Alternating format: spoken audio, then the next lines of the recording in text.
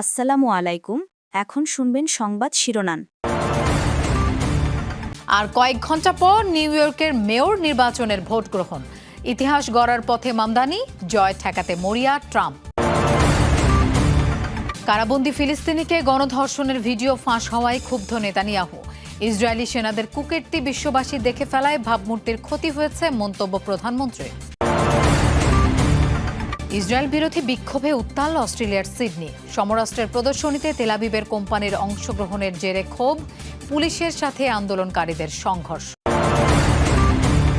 আসসালামু আলাইকুম। এতক্ষণ দেখছিলেন সংবাদ শিরোনাম, এখন দেখবেন বিস্তারিত। আর কিছুক্ষণ পর শুরু হচ্ছে যুক্তরাষ্ট্রের নিউ ইয়র্ক সিটির আলোচিত মেয়র নির্বাচনের ভোট গ্রহণ। মঙ্গলবার স্থানীয় সময় সকাল 6টায় শুরু হবে ভোটাভুটি, চলবে রাত 9টা পর্যন্ত। ধারণা করা হচ্ছে মঙ্গলবার ভোটাধিকার প্রয়োগ করতে পারেন প্রায় 20 লাখ নাগরিক। এর আগে গত 9 দিনে আগাম ভোট দিয়েছে 7,35,000 মানুষ, যা 2021 সালের তুলনায় 4 গুণ। সবশেষ জরিপের তথ্য অনুযায়ী নিকটতম প্রধান প্রতিদ্বন্দ্বী স্বতন্ত্র প্রার্থী অ্যান্ড্রু কুমোর চেয়ে 17 পয়েন্টেরও বেশি ব্যবধানে এগিয়ে আছেন ডেমোক্র্যাট প্রার্থী মনোনীত জোহরান মামদানি। নিউ ইয়র্ক সিটির নিবন্ধিত ভোটার সংখ্যা প্রায় 51 লাখ, যার মধ্যে 65%ই ডেমোক্র্যাট সমর্থক। মেয়র নির্বাচনকে কেন্দ্র করে নিউ ইয়র্কে চলছে জোহরান মামদানির জোয়ার। শহরটিতে বাংলাদেশি কমিউনিটিতেও ব্যাপক প্রচারণা চালাচ্ছেন দক্ষিণ এশীয় বংশোদ্ভূত এই প্রার্থী। জ্যামাইকায় নির্বাচনী সমাবেশে বাংলাদেশিদের সাথে গলা মিলিয়ে বাংলায় স্লোগান দিতে দেখা গেছে তরুণ ডেমোক্র্যাটকে। প্রবাসী বাংলাদেশিদের নানান সমস্যা সমাধানের আশ্বাসও দিয়েছেন তিনি। তোমার মেয়র আমার মেয়র, মামদানি মামদানি স্লোগানে মুখরিত নিউ ইয়র্কের জ্যামাইকা। হাজার হাজার মাইল দূরে মার্কিন মুলুকে নির্বাচনী প্রচারণায় বাংলা ভাষার ব্যবহার, এমন অভিনব ঘটনা ঘটল ডেমোক্র্যাট মেয়র প্রার্থী জোহরান মামদানির সমাবেশে। বাংলাদেশিদের সাথে গলা মিলিয়ে বাংলায় স্লোগান দিয়েছেন মেয়র প্রার্থী জোহরান মামদানিও। বাংলাদেশিদের উদ্যোগে আয়োজিত জনসমাবেশে উপস্থিত ছিলেন দক্ষিণ এশিয়ার বিভিন্ন দেশের মুসলিম সহ নানা ধর্মের মানুষ। বরাবরই নিজের অভিবাসী পরিচয়কে গুরুত্ব দিয়ে তুলে ধরেছেন মামদানি। সমাবেশেও কথা বলেন এই ইস্যুতে। নিউ ইয়র্কের জাতিগত পরিচয়ের কারণে দক্ষিণ এশিয়ার নাগরিকদের হয়রানির কথা তুলে ধরেন মামদানি। নির্বাচিত হলে বিভিন্ন সংকট সমাধানের আশ্বাসও দেন। We are not just saying goodbye to a disgraced former governor on Tuesday. We are saying goodbye to the politics of that disgrace. নির্বাচনী প্রচারণায় আলোড়নের পাশাপাশি সব জনমত জরিপেও এগিয়ে ডেমোক্র্যাট প্রার্থী মামদানি। দক্ষিণ এশিয়ার কমিউনিটিগুলোতে তার জনপ্রিয়তা তুঙ্গে। ভোটারদের বাড়ি বাড়ি তো যাচ্ছেনই, অনলাইনেও চালাচ্ছেন ব্যাপক প্রচারণা। ব্যতিক্রমী ক্যাম্পেইনের জন্য এরই মধ্যে বেশ প্রশংসিত হয়েছেন মামদানি। নির্বাচনে জিতলে মামদানি হবেন নিউ ইয়র্কের প্রথম মুসলিম এবং দক্ষিণ এশীয় বংশোদ্ভূত মেয়র। নিউ ইয়র্কের ডেমোক্র্যাট মেয়র প্রার্থী জোহরান মামদানিকে ঠেকাতে বেপরোয়া ডোনাল্ড ট্রাম্প। এই তরুণ মুসলিম বিজয়ী হলে শহরের জন্য বরাদ্দ কেন্দ্রীয় তহবিল বাতিলের হুঁশিয়ারি দিয়েছেন মার্কিন প্রেসিডেন্ট। শুধু তাই নয়, নিজে রিপাবলিকান হয়েও আরেক ডেমোক্র্যাট স্বতন্ত্র প্রার্থী অ্যান্ড্রু কুমোর প্রতি সমর্থন দিয়েছেন ট্রাম্প। মেয়র নির্বাচনে প্রেসিডেন্টের হস্তক্ষেপের সমালোচনা করেছেন আলোচিত প্রার্থী মামদানি।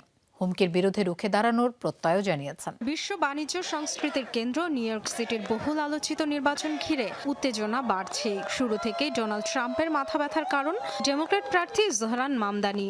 সময়ের সাথে সাথে যখন এই তরুণের জনপ্রিয়তা তুঙ্গে, তখন তাকে ঠেকানোর শেষ চেষ্টা স্বয়ং প্রেসিডেন্টের। প্রচারণার শেষ দিনেও কমিউনিস্ট, অযোগ্য ইত্যাদি নানা কটু কথার মধ্য দিয়ে মামদানিকে ব্যক্তিগত আঘাত করলেন ট্রাম্প। নিউ ইয়র্ক সিটিতে অর্থনৈতিক ও সামাজিক বিপর্যয়ের ভয়ও দেখালেন। হুমকি দিলেন মামদানি বিজয়ী হলে কেন্দ্রের তরফ থেকে সিটির জন্য বরাদ্দকৃত তহবিল বাতিল করে দেয়া হবে। কেবল তাই নয়, ডেমোক্র্যাট প্রার্থীকে রুখতে আরেক ডেমোক্র্যাটকে প্রকাশ্য সমর্থন দিয়েছেন মরিয়া ট্রাম্প। রিপাবলিকান প্রার্থী কার্টিস লিভার জয়ের সম্ভাবনা নেই বুঝতে পেরে স্বতন্ত্র হিসেবে লড়াইকারী অ্যান্ড্রু কুমোকে মন্দের ভালো মনে করছেন তিনি। স্থানীয় নির্বাচনে প্রেসিডেন্টের হস্তক্ষেপের সমালোচনা করেছেন জোহরান মামদানি। প্রচারণার শেষ দিন নিউ ইয়র্কের বাসিন্দাদের হুমকির বিরুদ্ধে রুখে দাঁড়ানোর আহ্বান জানিয়েছেন তিনি।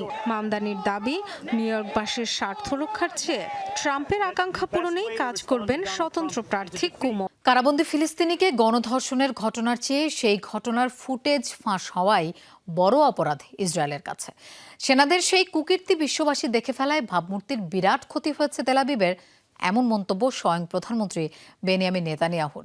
ভিডিও ফাঁসের জেরে আটক করা হয়েছে আইডিএফ এর প্রধান সামরিক আইনজীবীকে। অথচ ধর্ষণকাণ্ডে দায়সারা তদন্ত চালিয়ে খালাস ইসরায়েলি কর্তৃপক্ষ। ইসরায়েলি কারাগারে ফিলিস্তিনি বন্দী ধর্ষণের এই ঘটনা গেল বছরের। সম্প্রতি যার ভিডিও ইসরায়েলি গণমাধ্যমে প্রকাশ করা হয়, এরপর থেকেই তোলপাড় চলছে বিষয়টি নিয়ে। ফাঁস হওয়া ভিডিওতে ফিলিস্তিনি ওই বন্দীকে ধর্ষণ ছাড়াও অমানবিক শারীরিক নির্যাতন করতে দেখা যায় ইসরায়েলি সেনাদের। কুকুর লেলিয়েও চলে আক্রমণ।